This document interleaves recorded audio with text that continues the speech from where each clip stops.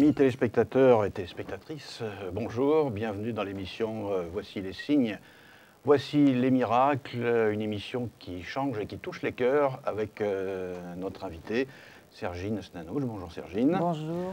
Avec vous Sergine, nous allons revenir sur une émission précédente dans laquelle nous avions déjà parlé du pardon. Et c'était dans Matthieu 6. Oui, la prière. La prière. Et là, on va développer un peu plus encore sur le Voilà. pardon, mais aussi sur le règne de Voilà. notre Seigneur et l'amour, Oui. puisque tout est lié. Amen. Et je vais relire ce passage.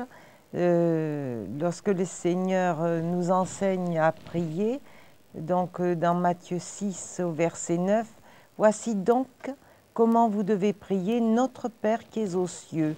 Que ton nom soit sanctifié, que ton règne vienne, que ta volonté soit faite sur la terre comme au ciel. Donne-nous aujourd'hui notre pain quotidien.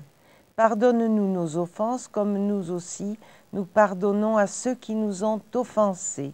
Ne nous induis pas en tentation, mais délivre-nous du malin.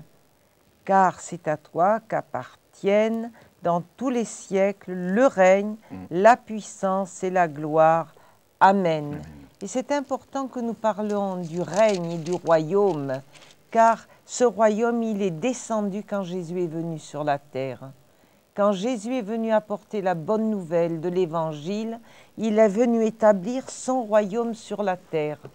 Et c'est ce qui est extraordinaire, c'est que le royaume de Dieu dans le ciel et sur la terre se touche maintenant. Une harmonie entre les deux. Tout Une est harmonie. uni. Et alors, qu'est-ce que c'est que le royaume de Dieu? Eh bien, c'est bien sûr Christ en nous, l'espérance de la gloire, et Christ en nous qui nous transforme, et qui nous transforme en d'autres créatures, de pécheresses en nature divine. C'est-à-dire, hier encore, j'interviewais un ami, Daniel, qui va beaucoup dans les rues témoigner avec d'autres amis, des jeunes qui sont sur les trottoirs, désespérés, dans la drogue, tatoués, sur tout le corps, et ils vont leur apporter l'amour de Christ. Et ces jeunes sont amenés par l'amour de ces frères et sœurs en Christ dans des lieux où on va s'occuper d'eux, où on va les aider à bien manger, à pouvoir prendre une douche, à être habillés correctement et à être réhabilités dans le travail. Et donc ces jeunes se donnent au Seigneur et c'est pour eux le royaume de Dieu qui rentre dans leur vie. Alors qu'ils étaient dans le royaume de Satan, sur le trottoir, sans espoir, plein d'amertume, abandonnés, des leurs, et même violents vis-à-vis de la société, sans pardon vis-à-vis de la société. Et alors l'amour de ces chrétiens qui vont vers eux, les réhabilite dans ce royaume de Dieu qui est un royaume d'amour. Et tous ces jeunes, à leur tour, reçoivent l'amour et peuvent peut-être le communiquer à d'autres. Tout à fait, et c'est ce qui se passe. Alors ils sont réhabilités dans le travail, ils restaurent de vieux meubles, ils ont créé des entreprises de nettoyage, enfin bref, ils ne font pas rien, ils gagnent leur vie. Ils sont réhabilités. Donc c'est ça le royaume de Dieu. Et le royaume de Dieu, c'est quand nous pécheurs, comme toi tu l'as été, moi aussi, bien on est toujours des pécheurs, mais vivant par grâce. Je ne dis pas qu'on a atteint la perfection, mais nous sommes délivrés dans les grandes lignes de ce que nous étions avant. Oui. Et quand même on goûte au royaume de Dieu. On y goûte tous les jours. Le royaume de Dieu s'avance vers nous un peu plus chaque jour. Oui, et puis nous aussi, on y rentre par la prière, comme Jésus nous l'enseigne. On prie, je suppose que toi aussi, tous les jours, tu me disais, tu pries avec ton épouse avant de partir au travail. Donc déjà, tous les jours, tu accomplis cette parole où il est dit « Donne-nous aujourd'hui notre pain quotidien ». Et puis aussi, pardonne nos offenses, comme nous pardonnons à ceux qui nous ont offensés, parce que parfois, sans le vouloir, nous pouvons offenser quelqu'un. Ouais. Il faut faire très attention, même sans le vouloir. On peut offenser quelqu'un et ça crée comme un grain de sable dans la machine et les choses ne se déroulent plus comme elles devraient se dérouler parce que on attend de l'autre ce que nous on ne fait pas. Ouais. Et Dieu nous appelle à aimer notre prochain.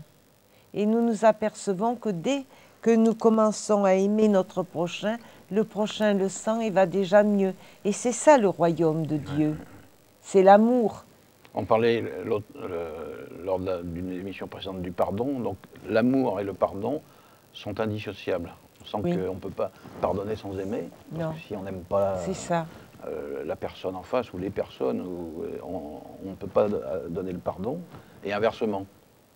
Alors justement, j'ai un flash qui me vient à la pensée. Il y a 2-3 ans sont venus un couple, et l'épouse de ce couple, il y avait quelque chose qui ne passait pas. Certes, j'ai une grande sensibilité et elle avait besoin aussi de pardon dans son cœur, elle était mal dans sa peau, mais il y avait quelque chose qui ne passait pas avec elle. Bref, je la retrouve dans une convention en dehors de la France et le Seigneur me donne un amour pour elle. Mais c'était une grâce.